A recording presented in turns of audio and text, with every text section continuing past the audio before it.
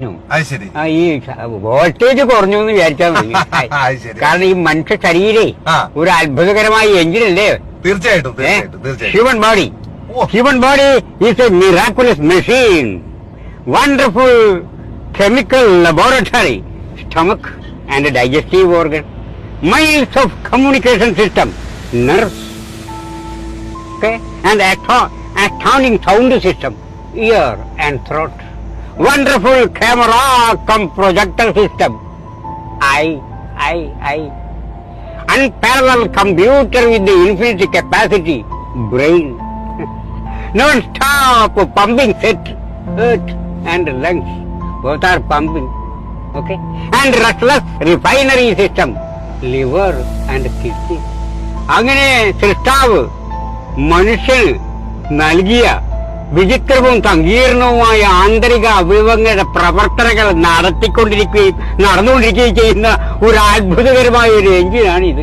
ഈ എഞ്ചിൻ പ്രായത്തിന്റെ ആധിക്യമാകുമ്പോൾ ലേശം അതിന്റെ പ്രവർത്തനമൊക്കെ ഒന്ന് കുറയും. പക്ഷെ ഒരു കാര്യം മനുഷ്യൻ ചിന്തിക്കേണ്ടതായിട്ടുണ്ട്. പ്രായം എന്ന് പറയുന്ന അവസ്ഥ എല്ലാ ആളുകൾക്കും ഉണ്ട്.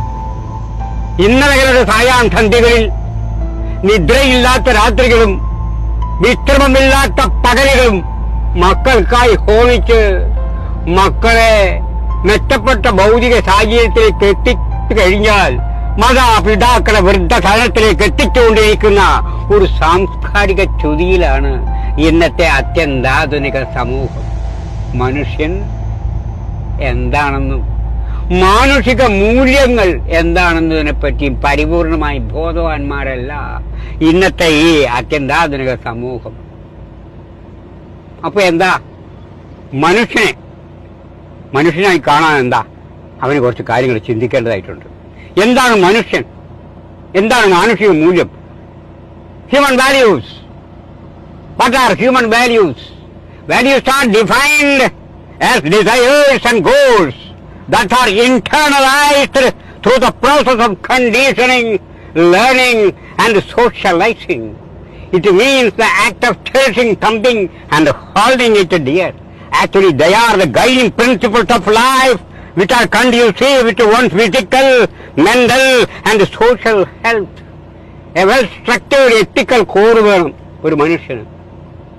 അവിടെ മാനുഷിക മൂല്യങ്ങൾക്ക് ഇതൊക്കെ ആവശ്യമാണ്, അനിവാര്യമായ ഘടകങ്ങളാണ്. Human values, a well-structured ethical code, moral commitment, spiritual conduct, social accountability, upward mobility of ideals, and sense of belongingness, righteous conduct in the physical level, truth in the intellectual arena, peace on the emotional plain.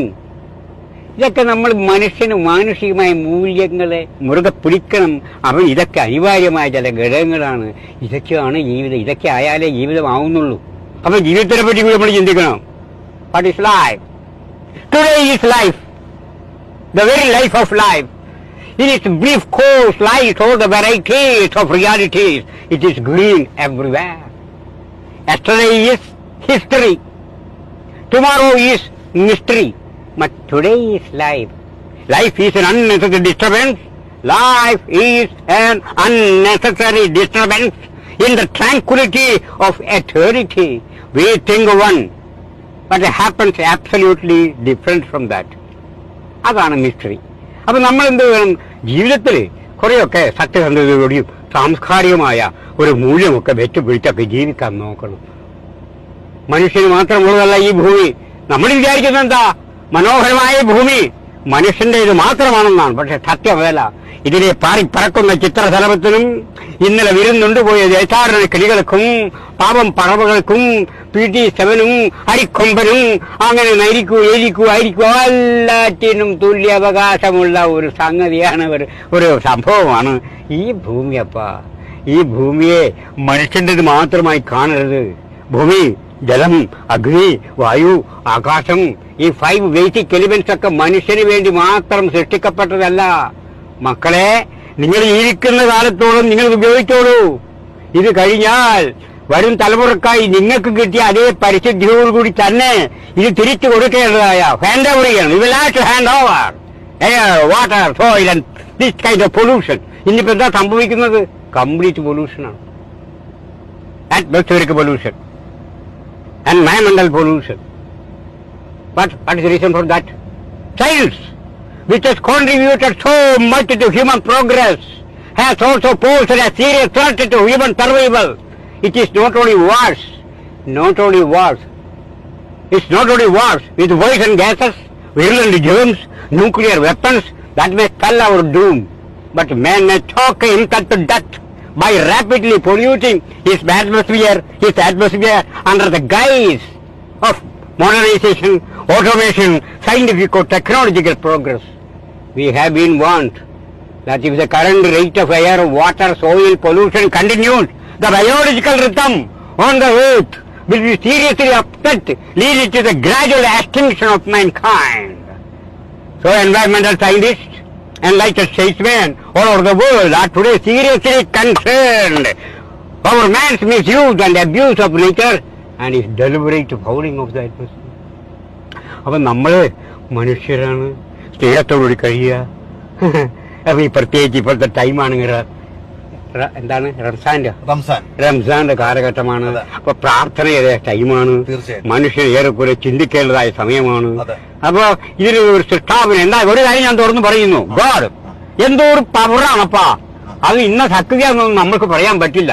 There is a cosmic power in the world which governs the microcosm and macrocosm. ഈ അഖിലാണ്ടത്തെയും ബ്രഹ്മാണ്ടത്തെയും നിയന്ത്രിക്കുന്ന ഒരു ശക്തിയുണ്ട്. അതാണ് cosmic power. അപ്പൊ നമുക്കൊക്കെ ഉണ്ട് ഒരു cosmic soul. അപ്പൊ ഈ കോസ്മിക് സോളിനെ നിയന്ത്രിക്കുന്ന ഒരു പവറാണ് കോസ്മിക് പവർ. അതാണ് ഗോഡ്. എന്താണ് ഗോഡ്? ഗോഡിന്റെ സ്പെല്ലിംഗ് ഒന്ന് ചിന്തിച്ചു നോക്കൂ. GOD, God. ജി എന്താണ്? ജി ഫോർ ജനറേറ്റർ, സൃഷ്ടാവ്, ഉണ്ടാക്കുന്ന ആള്. ജനറേറ്റീവ് പവറൊക്കെ കേട്ടില്ലേ? അപ്പൊ ജി ഫോർ ജനറേറ്റർ. പിന്നെ അടുത്ത് വരുന്ന എന്താണ്? ഓ ഫോർ ഓപ്പറേറ്റർ. സൃഷ്ടിച്ചാൽ പോരാ, അതിനെ ഓപ്പറേറ്റ് ചെയ്യാൻ പരിപാലിക്കാരൊരാൾ വേണം. അപ്പൊ G for generator, O for operator and D for destructor, നശിപ്പിക്കുന്ന ആള്. അപ്പൊ സൃഷ്ടിക്കുക, പരിപാലിക്കുക, നശിപ്പിക്കുക, ഈ 3 പ്രക്രിയകളും അവിരാമമായി നടന്നുകൊണ്ടിരിക്കുകയാണ് ഈ പ്രപഞ്ചത്തിൽ നടക്കുന്നുണ്ട്. അപ്പൊ ഇതിനെ നിയന്ത്രിക്കുന്ന ഒരു ശക്തി ഇല്ല എന്ന് നിഷേധിക്കാനൊന്നും ഞാനില്ല. ഞാനിങ്ങനെയൊക്കെ ജീവിച്ചു പോകുന്നു. എനിക്ക് ദൈവത്തിൽ വിശ്വാസമുണ്ട്, അത്രമാത്രം. ഇനി വേറൊന്നുകൂടി പറയുന്നു. അപ്പൊ സംസ്കാരത്തിനെ പറ്റി പറയുകയാണെങ്കിൽ അതൊരു നിർവചനമുണ്ട്. ഇന്നിപ്പോ സാംസ്കാരികമായി വലിയ അപചയമാണ്. ഓക്കെ, വളരെ വളരെ പരാജയമാണ്. സ്നേഹമില്ല. എന്താണ് സ്നേഹം എന്ന് പോലും നമ്മൾ ചിന്തിക്കുന്നില്ല. സ്നേഹത്തിന് കുറെ രൂപാന്തരങ്ങളുണ്ട്. ഭാര്യയെ സ്നേഹിക്കുമ്പോൾ അനുരാഗം, സഹോദരിയെ സ്നേഹിക്കുമ്പോൾ വാത്സല്യം, മാതാപിതാക്കളെ സ്നേഹിക്കുമ്പോൾ ഭയം, ബഹുമാനം, ഈശ്വരൻ പടത്തോൻ സ്നേഹിക്കുമ്പോൾ ഭക്തി, മറ്റൊരു പെൺകുട്ടിയെ പഠിക്കുന്ന കോളേജിലും ക്ലാസ് റൂമിലൊക്കെ സ്നേഹിക്കാൻ നോക്കുമ്പോൾ അത് പ്രേമം. പക്ഷെ എല്ലാം സ്നേഹമാണ് മക്കളെ. ആള് മാറുമ്പോൾ ഇതിന്റെ രൂപം മാറുന്നു. അവിടെയാ രസം.